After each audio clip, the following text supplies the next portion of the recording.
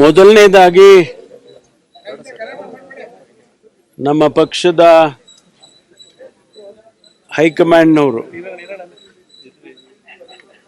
ಶ್ರೀ ಮಲ್ಲಿಕಾರ್ಜುನ್ ಖರ್ಗೆ ಅವರು, ಪಕ್ಷದ ಅಧ್ಯಕ್ಷರು ಶ್ರೀ ರಾಹುಲ್ ಗಾಂಧಿ ಅವರು, ನಮ್ಮ ಲೋಕಸಭೆಯ ವಿರೋಧ ಪಕ್ಷದ ನಾಯಕರು ಮತ್ತು ನಮ್ಮ ನಾಯಕರು, ನಮ್ಮ ಉಸ್ತುವಾರಿ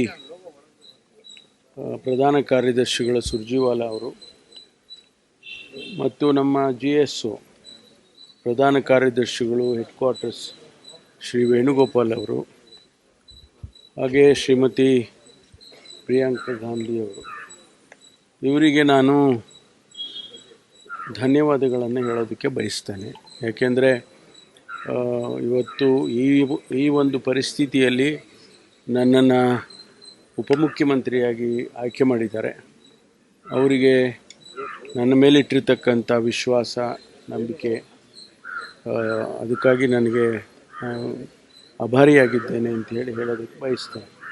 ಇದು ಮತ್ತೊಂದು ಅವಕಾಶ ರಾಜ್ಯದ ಜನತೆಗೆ ಕೆಲಸ ಮಾಡೋದಕ್ಕೆ, ನಮ್ಮ ಪಕ್ಷದ ಸಿದ್ಧಾಂತಗಳ ಹಿನ್ನೆಲೆಯಲ್ಲಿ, ನಮ್ಮ ಪ್ರಣಾಳಿಕೆಯ ಹಿನ್ನೆಲೆಯಲ್ಲಿ ಕೆಲಸ ಮಾಡೋದಕ್ಕೆ ಮತ್ತೊಂದು ಅವಕಾಶ ಅಂತೇಳಿ ನಾನು ಭಾವಿಸ್ತೇನೆ. ಹಾಗಾಗಿ ನಮ್ಮ ಏನು ಮುಖ್ಯಮಂತ್ರಿಗಳು ಆಗೋದಕ್ಕೆ ತೀರ್ಮಾನ ಆಗಿದೆ DK ಶಿವಕುಮಾರ್ ಅವರು ಮತ್ತು ನಮ್ಮ ಹಿಂದಿನ ಮುಖ್ಯಮಂತ್ರಿಗಳು ಸಿದ್ದರಾಮಯ್ಯನವರು, ಅವರಿಬ್ಬರಿಗೂ ಕೂಡ ನಾನು ಅಭಿನಂದನೆಯನ್ನು ಸಲ್ಲಿಸ್ತೇನೆ. ಈ ಒಂದು ತೀರ್ಮಾನದಲ್ಲಿ ಅವರು ಕೂಡ ಭಾಗಿಯಾಗಿದ್ದರು. ಹಾಗಾಗಿ ಅವರಿಗೂ ಕೂಡ ನಾನು ಧನ್ಯವಾದಗಳನ್ನು ಈ ಸಂದರ್ಭದಲ್ಲಿ ಸಲ್ಲಿಸೋದಕ್ಕೆ ಬಯಸ್ತೇನೆ. ಸರ್, 2 ಬಾರಿ KPCC ಅಧ್ಯಕ್ಷರಾಗಿದ್ರಿ, ಪ್ರಣಾಳಿಕೆ ಸಮಿತಿ ಅಧ್ಯಕ್ಷರಾಗಿ ಪಕ್ಷವನ್ನು ಅಧಿಕಾರಕ್ಕೆ ತಂದ್ರಿ. ಆದರೆ ಮುಖ್ಯಮಂತ್ರಿ ಆಗ್ತಾರೆ ಪರಮೇಶ್ವರ್ ಅವರು ಅಂತಾನೆ ಇತ್ತು, ಪಕ್ಷದಲ್ಲಿ ಕೂಡ ಚರ್ಚೆ ಆಯಿತು. ಕೊನೆ ಕ್ಷಣದಲ್ಲಿ ಏನಾಯ್ತು ಸರ್? ಇಲ್ಲ, ಇದೆಲ್ಲ ಪಕ್ಷದ ತೀರ್ಮಾನ. ನಾನು ಶುರುವಿನಿಂದನೂ ಹೇಳ್ಕೊಂಡೇ ಬರ್ತಾ ಇದ್ದೆ, ನಮ್ಮ ಹೈಕಮಾಂಡ್ನವ್ರು ಏನು ತೀರ್ಮಾನ ಮಾಡ್ತಾರೆ ಅದಕ್ಕೆ ನಾವೆಲ್ಲ ಬದ್ಧವಾಗಿರ್ತೀವಿ. ಹೈಕಮಾಂಡ್ನವ್ರ ತೀರ್ಮಾನ ಅಂತಲೇ ಹೇಳ್ಕೊಂಡು ಬಂದಿದ್ದೆ.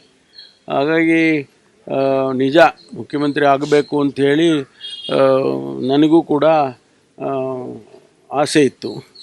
ಆದರೆ ಹೈಕಮಾಂಡ್ನವರು ಏನು ತೀರ್ಮಾನ ಮಾಡ್ತಾರೆ ಅದನ್ನು ನಾವು ಪಕ್ಷದ ಶಿಸ್ತಿನ ಸಿಪಾಯಿಗಳಾಗಿ ಒಪ್ಕೋಬೇಕಾಗ್ತದೆ. ಆ ರೀತಿ ಅವರು ಇವತ್ತು ನನಗೆ ಉಪಮುಖ್ಯಮಂತ್ರಿ ಮಾಡಿದ್ದಾರೆ ಅಂತ ಹೇಳಿದರೆ ನಾನು ಅದನ್ನು ಒಪ್ಪಿದ್ದೇನೆ.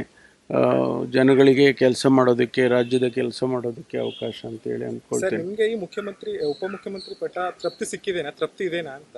ಯಾಕಂದ್ರೆ ಮುಖ್ಯಮಂತ್ರಿ ರೇಸಲ್ಲಿ ಇರೋರು ನೀವು, ಉಪಮುಖ್ಯಮಂತ್ರಿ ಒಂದು ಹೆಜ್ಜೆ ಹಿಂದೆ ಬಂದಿದ್ದೀರಾ, ನಿಮ್ಗೆ ತೃಪ್ತಿ ಇದೆನಾ ಅಂತ? ನೋಡಿ, ಜನಗಳ ಸೇವೆ, ರಾಜ್ಯದ ಸೇವೆಯನ್ನು ಮಾಡೋದಕ್ಕೆ ಯಾವ ಸ್ಥಾನ ಆದರೂ ಒಳ್ಳೆಯದಲ್ವ, ಅದೊಂದು ಅವಕಾಶ. ಹಾಗಾಗಿ ಉಪಮುಖ್ಯಮಂತ್ರಿ ಸ್ಥಾನದಲ್ಲಿ ಇದ್ಕೊಂಡು ಕೆಲಸ ಮಾಡ್ಬೋದಲ್ವ. ಆ ರೀತಿ ಯಾವುದಿಲ್ಲ, ಕಡೆಗಣಿಸುವಂಥ ಪ್ರಶ್ನೆನೇ ಇಲ್ಲ. ಸಂದೇಶ ಸಹಜವಾಗಿ ಆ ರೀತಿ ಹೋಗುತ್ತೆ. ಇಲ್ಲ, ಕಡೆಗಣಿಸುವಂಥ ಪ್ರಶ್ನೆನೇ ಇಲ್ಲ. ಯಾಕೆಂದರೆ ಇದೆಲ್ಲ ಅವಕಾಶಗಳು, ಒಬ್ಬೊಬ್ಬರಿಗೂ ಒಂದೊಂದು ಅವಕಾಶವನ್ನು ಕೊಟ್ಟು ಪಕ್ಷವನ್ನು ಮುಂದಕ್ಕೆ ತಗೊಂಡು ಹೋಗೋದಕ್ಕೆ ಮಾಡ್ತಾರೆ. ಆ ರೀತಿ ಇವತ್ತು ನನಗೆ ಅವಕಾಶ ಕೊಟ್ಟಿದ್ದಾರೆ. ಅದರಿಂದ ಅವರಿಗೆ ಮತ್ತೆ ಧನ್ಯವಾದಗಳನ್ನು ಹೇಳ್ತೇನೆ. ಪ್ರಕ್ರಿಯೆ ಮುಂದೂಡಲಾಗಿದೆ ಅಂತ ಅರ್ಥ ಮಾಡ್ಕೊಳ್ಬೋದು. ಇಲ್ಲ, ಆ ರೀತಿ ಸದ್ಯದ ಪರಿಸ್ಥಿತಿಯಲ್ಲಿ ಯಾವುದೂ ಆ ರೀತಿ ಇರೋದಿಲ್ಲ. ಈಗ ಸಿದ್ದರಾಮಯ್ಯ ಅವರು CWC ಮೆಂಬರ್ ಆಗಿದ್ದಾರೆ ಸರ್, ಅವರಿಗೂ ಅಭಿನಂದನೆ ಸಲ್ಲಿಸ್ತೇನೆ. ನಮ್ಮ ಹಿರಿಯರೆಲ್ಲ ಸೇರಿ ಅವರಿಗೆ ಒಂದು ಹೈಕಮಾಂಡ್ನವರು ಅವರಿಗೆ CWC ಸದಸ್ಯರನ್ನು ಮಾಡಿದ್ದಾರೆ.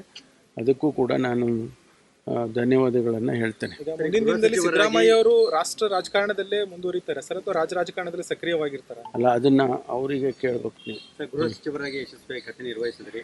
ಈಗ ಯಾವ ಖಾತೆ ಕೊಡ್ತಾರೆ ಅಂತ ನನಗಿನ್ನೂ ಗೊತ್ತಿಲ್ಲ. ಯಾವ ಖಾತೆ ಕೊಟ್ಟರು ಕೆಲಸ ಮಾಡ್ತೀನಿ.